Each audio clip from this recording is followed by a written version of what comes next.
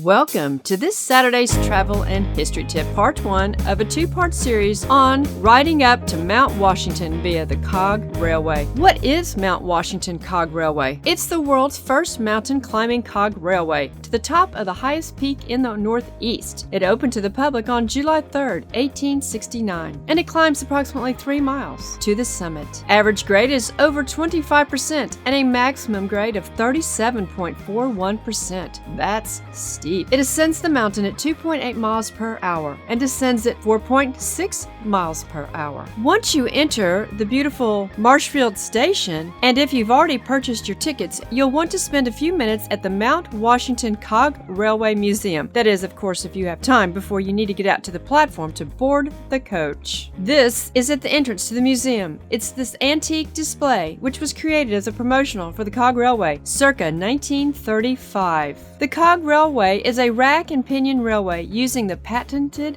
marsh rack system. The design consists of a tooth-rung rack and a cog wheel, a pinion. It was Sylvester Marsh who was laughed at, and they said, "You might as well build a railway to the moon." He was greeted with laughter and ridicule from the New Hampshire State Legislature upon his request for a charter to build a railway to the summit of the mountain. Well, I think Sylvester got the last laugh on the legislature. It all began with pepper sass. On their website, it has this little write-up. From the day our original locomotive number 1, Hero, nicknamed Pepper Sass, first reached the summit in 1869 up until 2008, the Cog was a steam railroad. While it was primarily designed to build the railway, Pepper Sass saw passenger service until it was retired in 1878. As more locomotives were added over time, the wood-fired engines gave way to coal, and the odd-looking vertical boilers took on the more traditional horizontal orientation, although tilted to compensate for the steep mountain grades. You can see Pepper Sass right at the entrance to the property. One of the things that I saw that was interesting in the museum were these stereograph photographs. It's the Kilburn Brothers Stereograph business was established in 1865 in Littleton, New Hampshire. The Kilburns recorded many stages of the building of the Cog Railway and in turn created a relationship that promoted both businesses simultaneously. Visitors to the Cog Railway often bought Kilburn Brothers stereographs as souvenirs, and I know that in part 3 of the Grand Series, I showed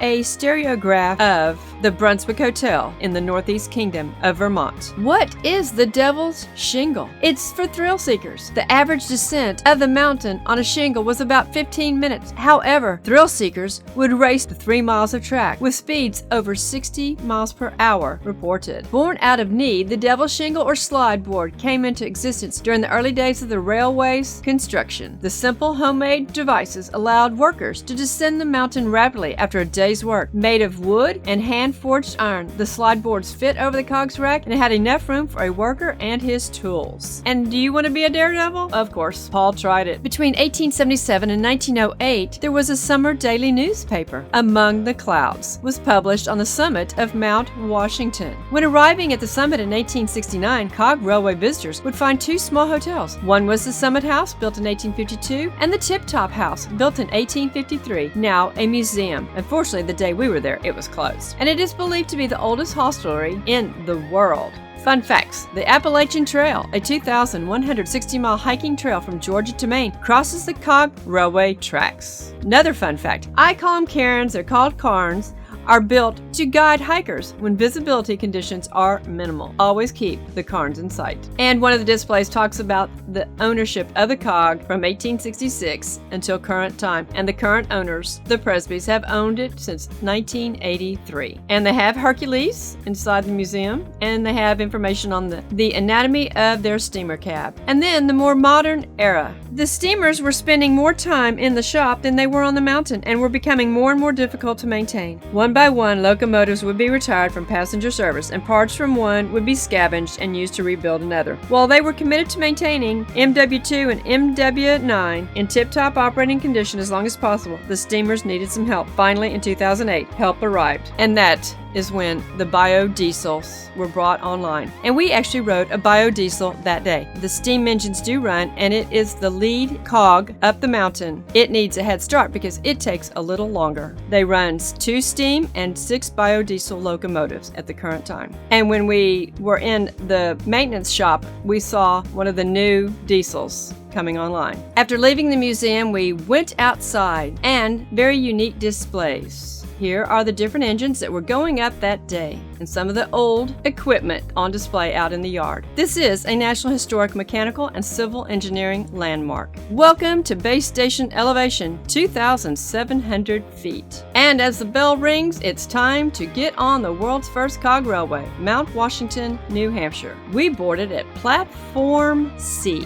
and we got to ride the beautiful purple coach, an M5 metallic. The engines will cross this bridge and head up to the summit of Mount Washington. You can see here the little steam engine is already chugging away. Again, it takes a longer bit of time, so they get a head start. Ready to go. My name's Erica. I'll be your brakeman today.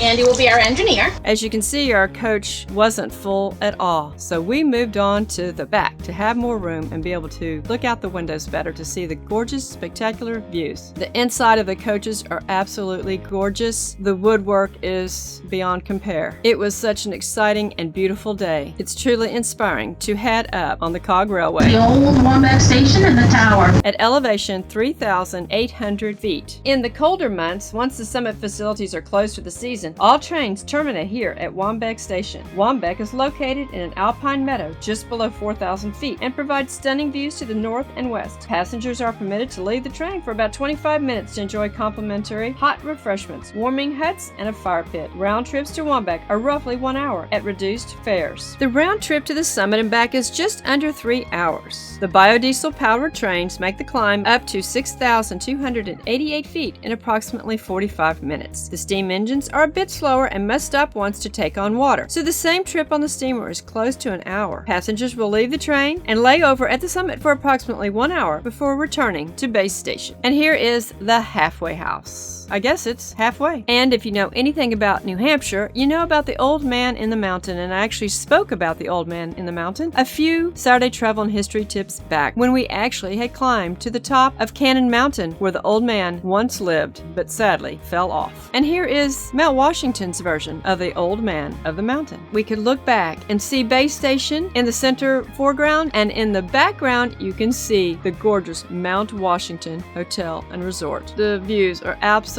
spectacular in every direction. And as you can see, as we're climbing up on the cog, the trees are getting much smaller and more rugged. Again, the interior is absolutely awesome. And here you can see the angle at Jacob's Ladder.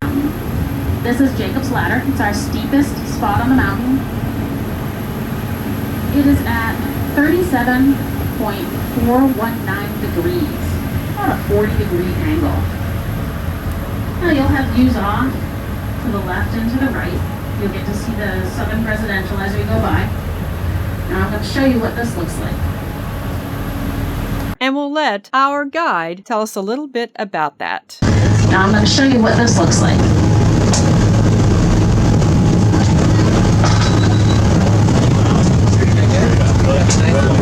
We are at 4,725 feet. This is Jacob's Ladder. If you would like to stand up and give this a try, just be really careful.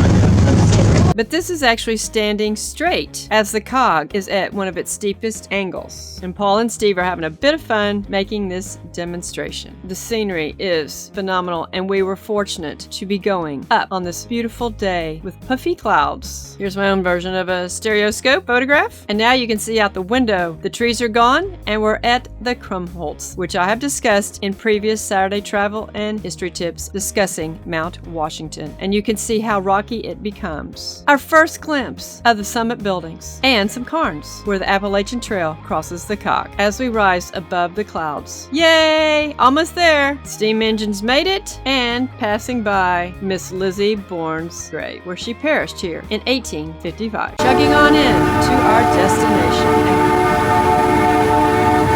Passing number 9, Waumbek.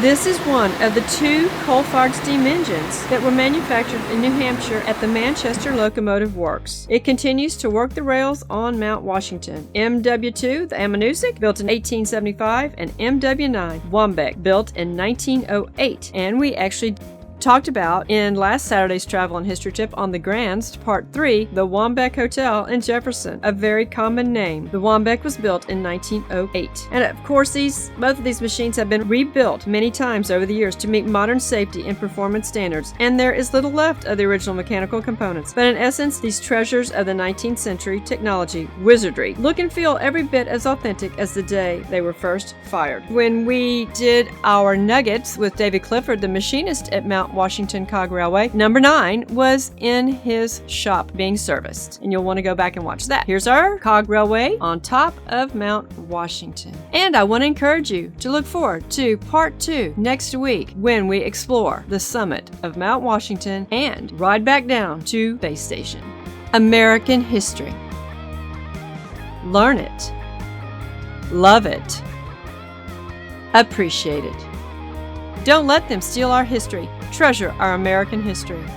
If you appreciate these Saturday travel and history tips, please share them with others and post on your social media sites. Help us to spread our tremendous history. And if you will, please hit the notification bell to be alerted when we post new nuggets and Saturday history and travel tips on our YouTube channel. Steve Groman is the name of our channel. And if you appreciate these videos and you can partner with us on a monthly or one-time basis, it is greatly appreciated. The links are in the description below. Thank you.